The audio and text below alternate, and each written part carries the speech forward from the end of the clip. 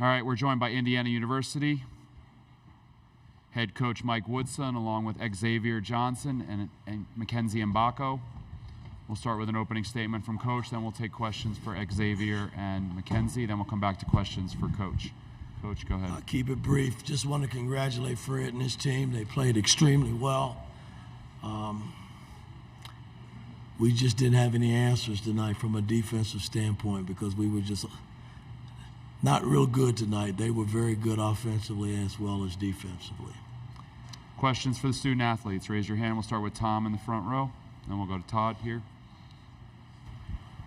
Xavier was just 33-27 with like 3 minutes to go in the first half, and they just went on that crazy run. And what happened there, and when it starts to snowball like that, what it was, if anything, could you guys have done to change that? I mean, they just started knocking down threes. We started losing defensively. Tom and I started getting hot, and it was call it a day from there. Left-hand side, middle, go. Xavier, it was a tough year for you. Obviously, you weren't able to play very much, and it seemed like through the Big Ten season, the team was fighting something like that, whether it was your injury or somebody else's. How difficult was it to try to just fight through and get to this point in the season? How much of a challenge was it? It wasn't. I wouldn't say it was difficult to get to this point. I would just say it was difficult, just getting back into the rhythm of the game. I've been knocked out of rhythm so many times this year. I'm a rhythm type of player, and I got a long way to get to my next destination to get everything back. I got time, and I'm gonna put in the work to get to where I need to get to. Anything else for the student? We'll go to Zach on the left-hand side, and then Tom. I guess Mackenzie, just as much as you can in the immediate aftermath of a loss, just how do you evaluate your journey this season, the improvements you've made maybe at both ends of the floor, the way your role has changed and grown, just basically kind of your journey from November until now? Yeah, it was just like keeping my head down, playing defense, and locking in on what coach really had to say on offense and defense, and being susceptible to the changes being made while the game was going on, and just being a player of the game. Right side, Tom. Mackenzie, you guys have been playing really well through this last little stretch here, last five-game winning streak and such. Did this kind of outcome today kind of come as a surprise to you? Yes. I had all hopes that we was going to win this game, and it hurts that we lost. So, yeah. Anything else for Xavier or Mackenzie? All right, you guys can head back to the locker room. We'll continue with questions for Coach Woodson. If you have a question, we'll get a mic to you. Raise your hand, please. We'll start over here in the middle. Mike, as far as the season is concerned, when you have it, I know you haven't had much chance to think about it, but when you look back on what you didn't have and what you're hoping to have next year, what assessment do you give to that and what you find in recruiting? Well, again, I mean, it's too early right now to even entertain that question. The bottom line is we got to get better, from a talent standpoint. And this summer will be spent watching a lot of film on players, and because we're going to lose some players, I'm sure, and we're going to have to build around the core guys that are coming back. So we just got a lot of work to do this summer to get better. I don't want to sit here this time next year and not be playing in the tournament. Right side, Tom. Mike, they did a lot of fronting on the bigs tonight, and it was difficult for you guys to get anything going inside with you guys, which is kind of been an important part of this season. What was the difficulty most there in trying to get anything going offensively with the bigs? Again, I don't think we executed. We did a poor job in executing offensive. I mean, Malik and Ware have seen double teams all year, from the back side, from the top side, from what we call the soft spot up top to the ball.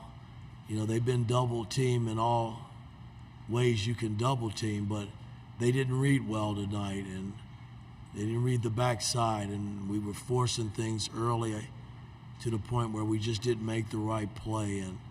And I mean, I thought our intentions were great when we came out because it was back and forth, but when it got to about 33 to 26, 27, we dropped the rope and they went in big at halftime and we just never recovered. Second row, left-hand side. Yeah, Mike, the inside-outside offensive philosophy, what more from this year's group do you feel like you needed to make that work?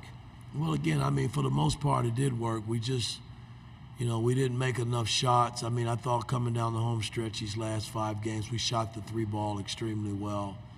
But early on and midway, we struggled to shoot the 3-ball, and then we struggled to make free throws.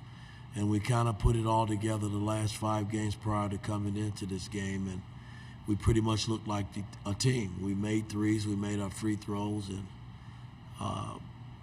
the ball was moving, and we got a lot of assists. So a lot of good things was happening in that 5-game stretch. But we met a team tonight that was really good and well coached, and we had nothing for them. Take 2 more. We'll start with Zach in the second row. Mike, I know you don't want to think too big picture right now, but the portal has always been, since you've come into the job, a consideration. How have your conversations maybe in the postseason, sort of the immediate aftermath of the season, evolved with your guys when you sit down to talk with them about the season that was, what's coming next, their sort of where they are looking forward, where you are looking forward? How has that process evolved for you maybe the last 3 years? Well, again, I mean, we always meet every day, guys. We spend a lot of time, the coaches and I, together, and we talk about the what ifs, because you just don't know based on the new system and the portal, who's going to be on your team, who's not. Who are we going to entertain once the portal opens up? So, I mean, this thing is going to come very quickly. And we got to be in position to do our homework and our due diligence on these players based on who we might want to come in to fill a spot to help us move forward next season. We'll go all the way in the back of the room in the middle, and then we'll finish with Tom as the last one. Mike, obviously your relationship with Xavier Johnson has been one that you've talked a lot about. He's been with you for 3 years now. He played probably the last of his college career tonight. When you reflect upon his career and kind of your relationship as a whole, what do you remember fondly about it? Well, we had a good run. I look at the last 2 years with him, and even last year, him not playing as much for us. He's just always been there in spirit, and he's worked his butt every time he got hurt to get back out on the floor to compete. He's a competitor, and I just feel for him because he just wasn't able to fulfill his dream in terms of really completing his college career as a basketball player because he was hurt so much. But life goes on. He's got to now think about his next journey in his life, and I just hope I'm a part of that. If he needs anything, I'm going to be there for him to help him navigate whatever direction he decides to go, because that's just who I am as a coach, and I need to be there for him because he was there for me when he was on the floor. Last one, Tom in the front row. Mike, I know you talked through the course of this year about some things that have disappointed you about this season, but a dozen double-digit losses and many that were 20 points or more, like some of those blowout losses like that. Is that something that might be the most frustrating thing about this season for you, just not being competitive in some of these big games? Every loss is frustrating.